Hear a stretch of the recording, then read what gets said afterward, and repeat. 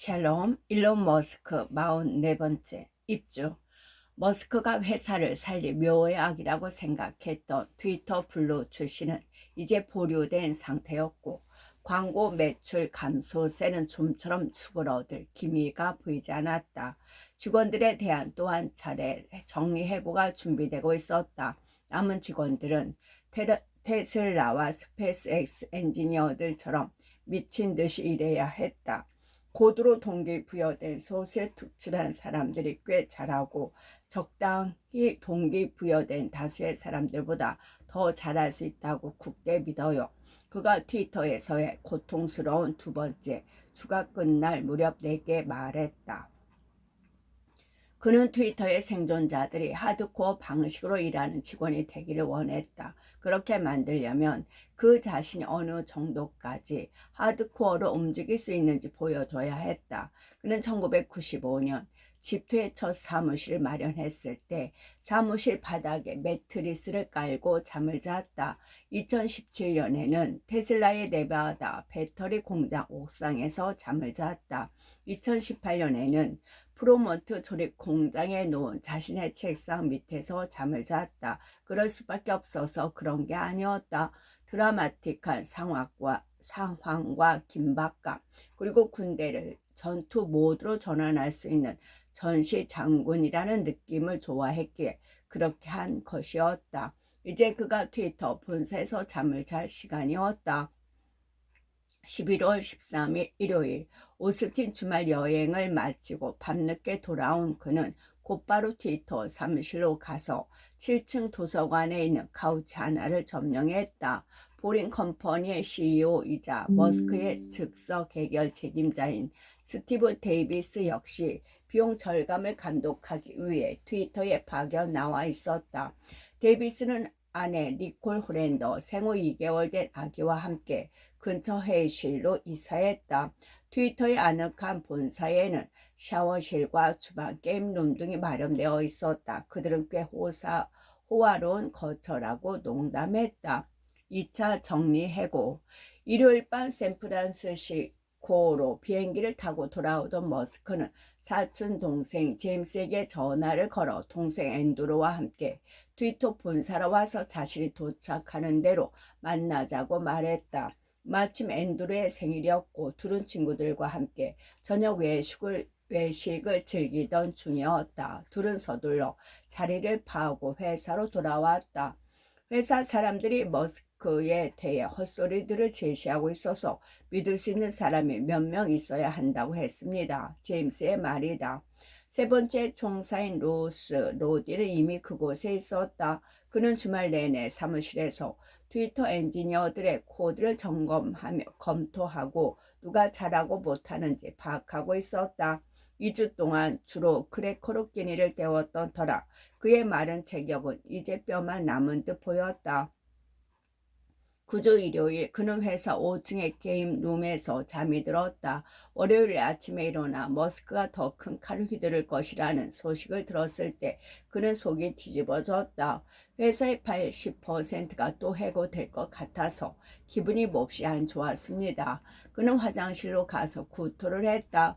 일어나서 뭘 먹은 것도 아닌데 구토를 한 겁니다. 전에는 한 번도 그런 적이 없었습니다. 노드은의 말이다.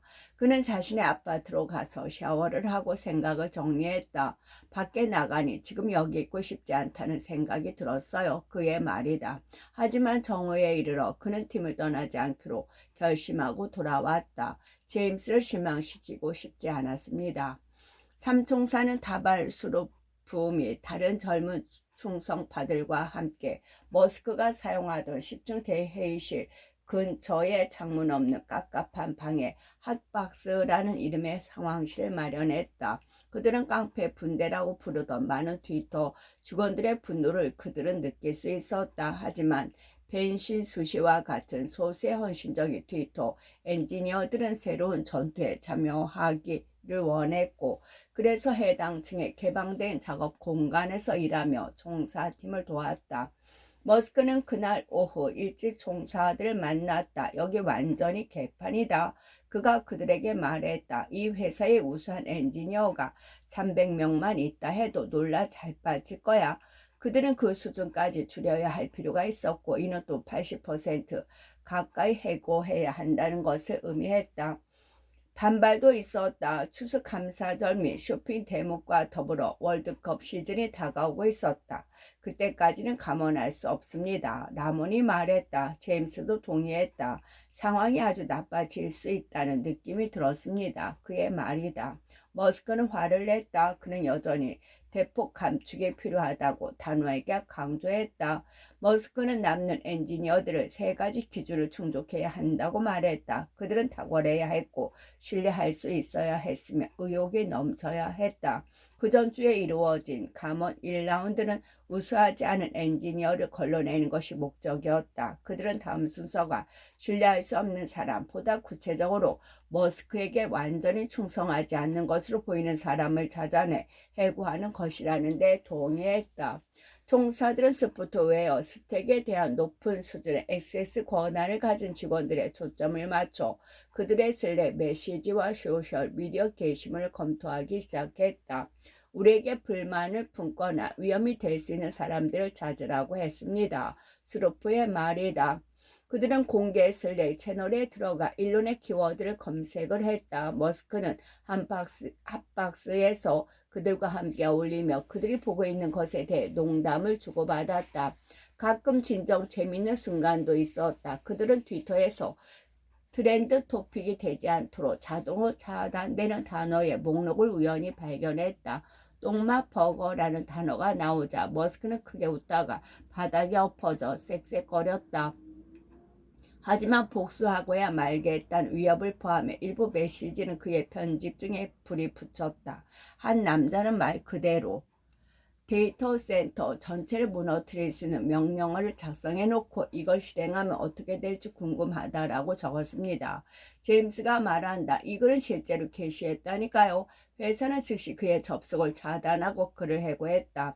그들이 읽은 메시지는 주로 슬랙의 공개 영역에 있는 것들이었지만 아침에 속이 메스꺼웠던 상태에서 회복 중이던 노스는 여전히 마음이 불편했다. 우리가 사생활과 언론의 자유 등을 침해하는 것 같았습니다. 그가 나중에 말했다. 회사 상사에 대한 뒷담화는 다들 어느 정도는 하기 마련 아닌가요?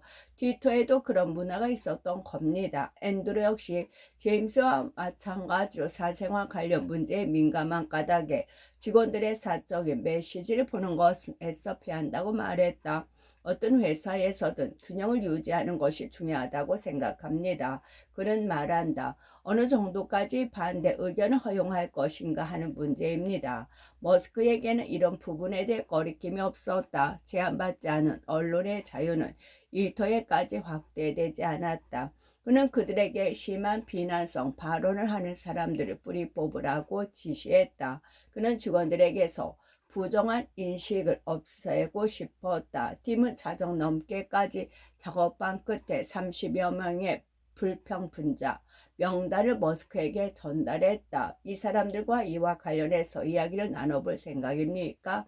제임스가 물었다. 머스크는 고개를 저었다. 그냥 해고해야 한다고 했다. 그리고 그들은 해고되었다. 예 혹은 아니요. 탁월함과 신뢰성, 다음으로 머스크가 알아보고 싶었던 직원들의 특징은 의욕이었다. 그는 평생을 하드코어와 올인에 열중하는 삶을 살았다. 그것은 그에게 명예와 훈장이었다. 그는 어느 정도 성공했다고 휴가나 즐기는데 열중하는 사람들을 경멸했다. 제임스와 로스는 화요일 내내 어떤 직원이 진정 의욕적으로 일하는지 알아낼 방법을 궁리했다. 그러던 중 누군가가 슬랙에게 올린 게시물을 보게 되었다. 퇴직 수당만 주면 퇴사하겠습니다. 라는 내용이었다. 그들은 사람들의 선택에 맡길 수 있다는 사실을 깨달았다. 어떤 사람들은 야근과 주말 근무를 기꺼이 받아들일 수 있었다. 그러나 어떤 사람들은 당연히 그런 상황을 좋아하지 않았고 그런 자신의 견해를 밝히는 것을 부끄러워하지 않았다. 제임스와 로스는 사람들이 자신이 어떤 부류에 속하는지 기꺼이 그리고 실제로 자랑스럽게 밝힌다는 사실을 깨달았다. 그래서 직원들에게 새로운 하드코어 스타일의 트위터에서 벗어날 수 있는 기회를 주자고 머스크에게 제안했다. 머스크는 이 아이디어가 마음에 들었고 로스는 직원들이 월급 3개월분의 대직 수당을 챙겨 원만하게 퇴사하고 싶다는 의사를 표할 수 있는 버튼을 갖춘 간단한 양식을 만들었다. 저희는 정말 흥분했습니다. 더 이상 해고라는 어려운 과정을 밟지 않아도 되니까요. 제임스의 말이다. 몇 시간 후 머스크는 회의에서 나와 미소를 지으며 핫박스로 들어섰다. 나한테 좋은 생각이 떠올랐어. 그가 말했다. 그것을 뒤집자고. 그러니까 탈퇴. 선택이 아닌 참여 선택으로 만들자고. 세클론 탐험대에 지원하는 것처럼 가자는 거지. 스스로 하드코어라고 전명하는 사람들을 원한다는 얘기야. 머스크는 그날 밤 늦게 테슬라의 보상 패키지에 이의를 제기한 주주 소송에서 증언하기 위해 델라웨이 주로 날아갔다. 미국 동부 시간으로 새벽 4시 직전에 그는 비행기에서 참여 선택 링크를 테스트했다. 그렇게 스스로 트위터의 새로운 기치대에 예라고 답한 첫 번째 사람이 된 후 전 직원에게 이메일을 보냈다. 보내는 사람 일론 머스크. 제목 갈림길. 일자 2022년 11월 16일. 앞으로 획기적인 트위터 2.0을 구축하고 갈수록 경쟁이 치열해지는 세상에서 성공하기 위해서 우리는 극단적인 하드코어 자세를 갖춰야 합니다. 이는 고강도로 장시간 일하게 된다는 것을 의미할 것입니다. 새로운 트위터의 일원이 되고 싶다면 아래 링크에서 예를 클릭해 주세요. 내일 목요일 오후 5시 동부 표준시까지 동의하지 않는 직원은 3개월치 월급에 해당하는 퇴직 수당을 받게 됩니다. 제임스와 로스는 밤을 새워가며 결과가 들어오는 것을 지켜봤다. 그들은 내기를 했다. 얼마나 많은 사람이 예라고 답할 것인가. 제임스는 남은 직원 약 3,600명 가운데 2,000명 정도가 될 것이라고 생각했다. 로스는 2,150명이 될 것이라는 데 걸었다. 머스크도 참여해 낮은 예측을 내놓았다. 1,800명 정도가 남겠다고 답하리라는 것이었다. 결국 놀랍게도 전체 직원의 69%에 해당하는 2,492명이 예라고 답했다. 머스크의 비서인 짐 발라차디아는 이를 축하하기 위해 레이블에 보드카를 따서 돌렸다. 코드 검토. 그 목요일 밤 트위터 직원들에게 다소 놀라운 메시지가 전달되었다. 다음 날이 11월 18일 금요일 트위터 사무실이 폐쇄되고 월요일까지 직원 카드를 이용한 각 구역이 출입이 차단된다는 내용이었다. 이 조치는 방금 해고되었거나 퇴사를 결정한 사람들이 업무를 방해할 수 있다는 보안상의 우려 때문에 내려진 조치였다. 하지만 머스크는 이메일을 무시했다. 금요일 새벽 1시까지 일한 후 그는 모순된 메시지를 내보냈다. 실제로 소프트웨어를 작성한 직원은 누구든 오후 2시에 10층으로 출동해 주세요. 그리고 잠시 후 그는 덧붙였다. 제가 사무실을 돌아다니며 간단히 코드를 검토할 테니 그에 대해서도 준비해 주세요. 혼란스러웠다. 중요 데이터의 캐싱을 담당하는 팀에는 보스턴에 있는 엔지니어 한 명만 남은 상태였다. 그는 자신이 비행기를 타고 서부로 날아가는 동안 혹시 시스템이 다운되어 나중에 고칠 수 없게 될까봐 걱정되었다. 동시에 샌프란시스코의 본사에 출두하지 않으면 잘릴지도 모른다는 두려움도 일었다. 그는 결국 샌프란시스코로 가는 쪽을 택했다. 오후 2시까지 거의 300명의 엔지니어가 사무실의 모습을 드러냈고 일부는 출장 경비로 정산될지 알 수 없는 상황이었음에도 여행 가방까지 챙겨 들고 도착했다. 하지만 머스크는 이들을 무시한 채 오후 내내 회의들에만 참석했다. 오후 6시가 되자 엔지니어들은 짜증이 났을 뿐만 아니라 배까지 고팠다. 앤드루와 보안 엔지니어링 책임자 크리스토퍼 스텔리가 밖으로 나아가 피자 수십 박스를 사들고 왔다. 제 생각에는 머스크가 일부러 엔지니어들을 기다리게 하는 것 같았는데 그때쯤 분위기가 험악해지기 시작했거든요. 앤드루는 말한다. 피자가 상황을 진정시켜 주었습니다. 저녁 8시에 마침내 모습을 드러낸 머스크는 젊은 엔지니어들이 워크스테이션 옆에 서서 그들의 코드를 검토하는 바 이른바 책상 시차를 시작했다.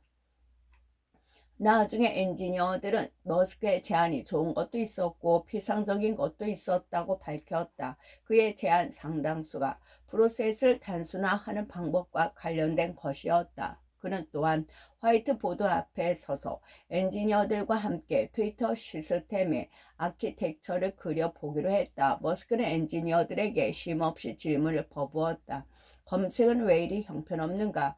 광고들은 왜 유저와 관심사가 무관한가? 그가 X를 안고 자리를 든 것은 새벽 1시가 훌쩍 지난 후였다.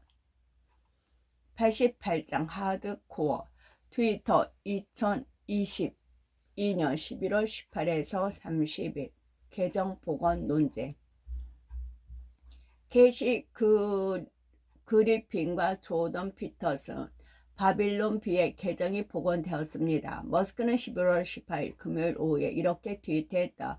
트럼프에 관한 결정은 아직 내려지지 않았습니다. 요엘 로스 등이 떠난 후 그는 바벨론 B와 조던 피터슨뿐만 아니라 머스크를 사칭한 계정을 만들어 패러디 선언을 트위터에 올렸던 진보적 코미디언 캐시 그래핀까지 복원시키기로 일방적으로 결정했다. 그러한 복원 결정을 알리면서 머스크는 자신과 로스가 고안한 가시성 필터링 정책도 발표했다. 트위터의 새로운 정책은 언론의 자유를 보장하지만 도발 범위의 자유는 보장하지 않습니다. 그가 썼다. 부정적과 혐오 트윗은 최대한 노출이 제한되고 가치도 제거될 것입니다. 따라서 트위터에서 그와 관련된 광고 수익이나 기타 수익은 발생하지 않습니다. 그런 트윗은 유저가 특별히 찾지 않는 한 볼 수 없는 게 되는 겁니다. 그리고 2012년 샌디오 초등학교 총기 난산 사건을 거대한 사기극이라고 주장한 음모론자 알렉스 존스에 대해서는 선을 그었다. 머스크는 존스를 계속 차단할 것이라고 말했다. 내 첫 아이가 내 품에서 죽었습니다. 그는 이렇게 트윗했다. 나는 아이의 마지막 심장 박동을 느꼈습니다. 아이들의 죽음을 특정한 이득이나 정치적 목적 또는 명성을 획득하기 위해 이용하는 사람은 결코 용인하지 않을 겁니다. 한편 카니에 웨스트라 불렸던 얘는 여전히 머스크에게 언론 자유의 복잡성에 대해 가르치고 있었다. 그는 알렉스 존스의 팟캐스트에 출연해 나는 히틀러를 사랑한다라고 전명했다. 그런 다음 그는 트위터에 수영복을 입은 머스크에게 엘리 이메뉴엘의 호수로 물을 뿌리는 사진을 올렸는데 이 사진을 통해 유대인이 통제한다라는 함의 즉 반유대주의적 저의를 드러내려는 의도였다. 얘는 또 이것을 나의 마지막 트윗으로 항상 기억하자라고 쓴 뒤 다윗의 별 안에 만자 모양을 새긴 사진을 올렸다. 나로서는 그동안 최선을 다했습니다. 머스크가 발표했다. 그럼에도 불구하고 얘는 또다시 트위터의 폭력 선동 금지 규정을 위반했습니다.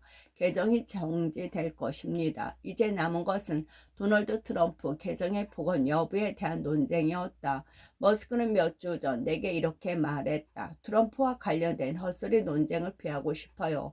그러면서 자신의 원칙은 항상 단지 법의 테두리 안에서 언론의 자유를 허용하는 것이라고 강조했다. 만약 트럼프가 범죄 행위에 연루되었다면 그랬을 가능성이 점점 더 커지고 있는 것 같습니다만 어쨌든 그건 받아들일 수 없는 부분입니다. 머스크가 말했다. 민주주의를 뒤엎으려 하는 것은 언론의 자유가 아닙니다. 하지만 코드 검토를 위해 엔지니어들을 불러 모은 11월 18일 금요일 머스크는 호전적 기분에 젖어들었고 태도를 바꿔도 되겠다는 생각까지 들었다.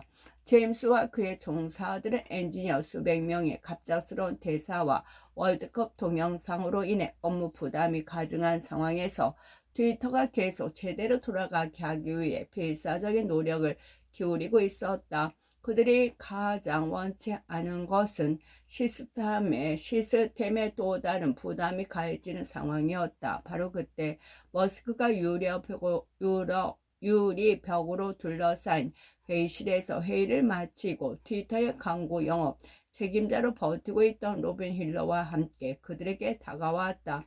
머스크는 제임스와 로스에게 자신의 아이폰을 보여주었다. 봐, 내가 방금 트윗한 내용이야.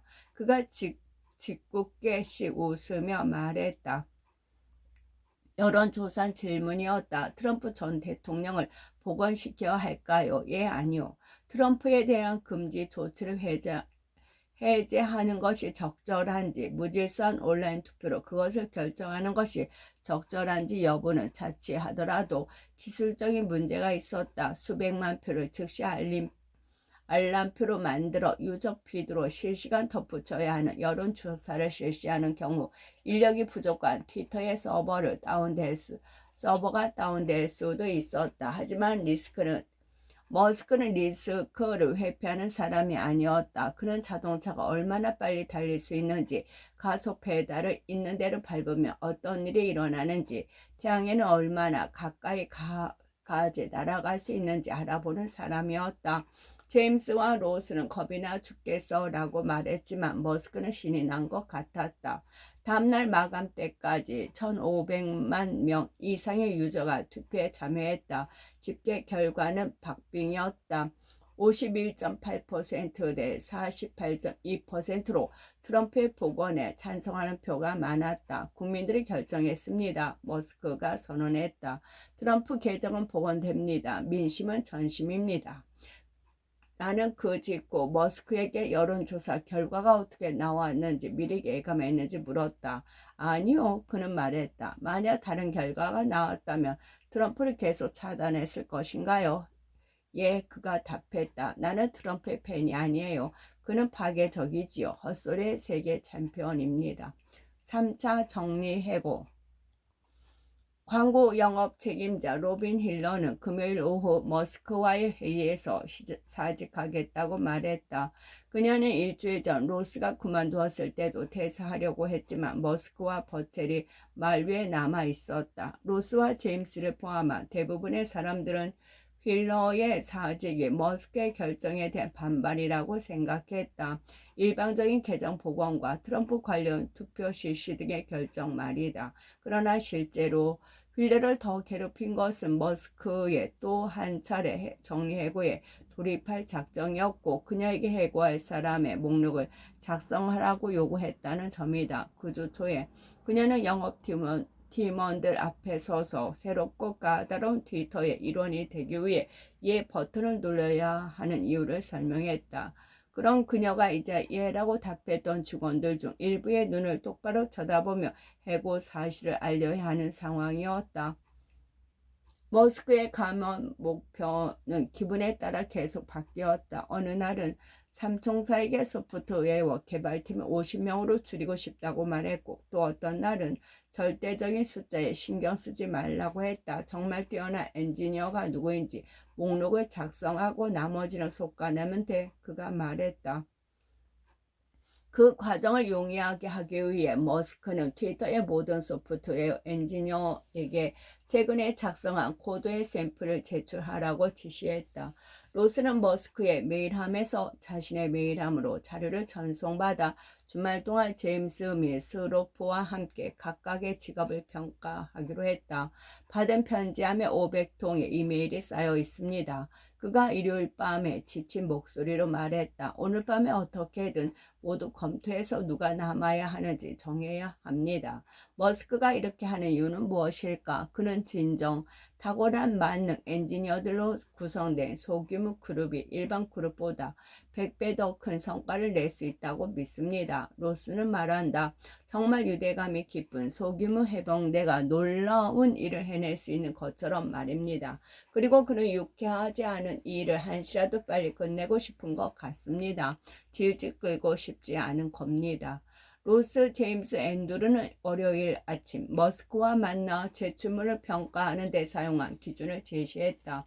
머스크는 해당 계획을 승인한 후 알렉스 스피로와 함께 카페로 가기 위해 계단을 내려갔다. 그곳에 급히 전 직원 회의를 소집해 놓은 터였다.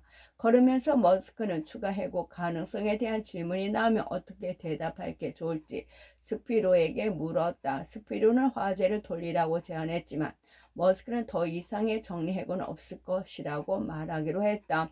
나름의 근거가 있었다. 임박한 해고 라운드는 직원들에게 충분히 퇴직 수당을 지급해야 하는 인력 감축 해고가 아니라 주장컨대 업무 능력이 충분히 좋지 않다는 정당한 사유로 해고를 하는 것이었기 때문이다. 그는 대부분의 사람들이 놓치고 있던 차이를 구별하고 있었다. 그는 회의 초반에 더 이상의 정리 해고는 계획되어 있지 않습니다. 라고 선언하여 큰 박수를 받았다. 그 후 머스크는 로스와 제임스가 우수성을 인정한 12명의 젊은 프로그래머들을 만났다. 엔지니어링에 대한 이야기를 나누며 편안함을 느낀 그는 그들과 동영상 업로드를 더 쉽게 만드는 방법 등과 같은 문제를 놓고 심도 있게 논의했다. 그는 앞으로 트위터의 팀을 디자이너나 제품 관리자가 아니라 그들과 같은 엔지니어가 이끌게 될 것이라고 말했다. 미묘한 변화였다. 트위터가 본질적으로 인간의 관계와 욕구에 대한 이해가 깊은 사람들이 이끄는 미디어 및 소비자 제품 회사가 아니라 프로그래밍이 능숙한 사람들이 이끄는 소프트웨어 엔지니어링 회사가 되어야 한다는 그의 신념이 반영된 변화였다. 트위터의 엔진을 교체하다. 추수감사절 전날 마지막 라운드의 해고 통지서가 발송되었다. 안녕하세요. 최근에 실시한 코드 검토 결과 귀하의 코드가 만족스럽지 않다고 판단되었습니다. 트위터와 귀하의 고용 계획이 즉시 종료된다는 사실을 알려드리게 되어 유감스럽게 생각합니다. 50명의 엔지니어가 해고되었고 그들의 비밀번호가 즉시 차단되고 액세스 권한 역시 회수되었다. 세 차례에 걸친 정리 해고 및 연구 해고가 워낙 무차별적으로 이루어진 탓에 처음에는 그 수를 집계하는 것도 쉽지 않았다. 상태가 진정되고 나니 트위터 주군의 약 75%가 감원된 것으로 드러났다.